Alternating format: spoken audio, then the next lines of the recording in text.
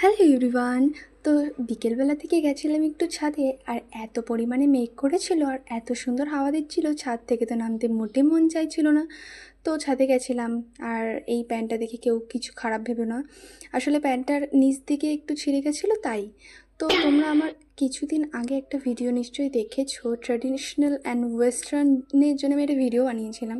তো সেটা বানানোর জন্যই আজকে এই গেট রেডিটা তোমাদের সাথে শেয়ার করি।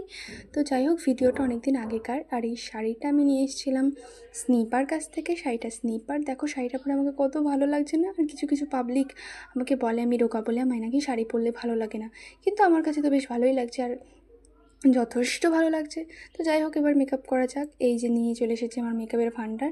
হ্যাঁ, হলুদ বক্সটা দেখে হয়তো কেউ কেউ মনে করতে পারো এর মধ্যে আছেটা কি। তো যাই হোক, পরে দেখাচ্ছি। তো আমি সাজতে লাগি। তো সবই তো কমপ্লিট, সবই পারি, কিন্তু আমি পাগলের মতো একটা ভুল কাজ করেছি। যেহেতু সাজ সম্বন্ধে বুঝি না, আমি আইশ্যাডোর প্যালেটটা আর কি সব লাল লালই কিনে দিয়েছি। আর সব থেকে ডিফিকাল্ট পার্ট হচ্ছে এই যে আইলাইনার পরাটা, যেটা আমি করতে গিয়ে প্রত্যেকবারই কিছু না কিছু কাজবাজ করে বসি, ভুলবশত একটা এদিক একটা ওদিক হয়ে গিয়েছিল।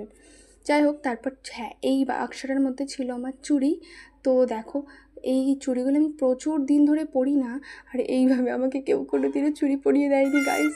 যাই হোক, এই চুড়িগুলো সেই কেনার পর থেকে একবারই পরা, আর এই পরা। তো আমি রেডি, এরপরে চুলটা শুধু আঁচড়ালে একটু হয়ে যাবে। তো কানেরটা যেহেতু ডিসাইড করতে পারছিলাম না, কিছুদিন আগে মিশো থেকে আমি দুটো হোয়াইট কালারের কানের জোড়া কিনেছিলাম, দুটো, তো সেইটার মধ্যেই একটা পরলাম।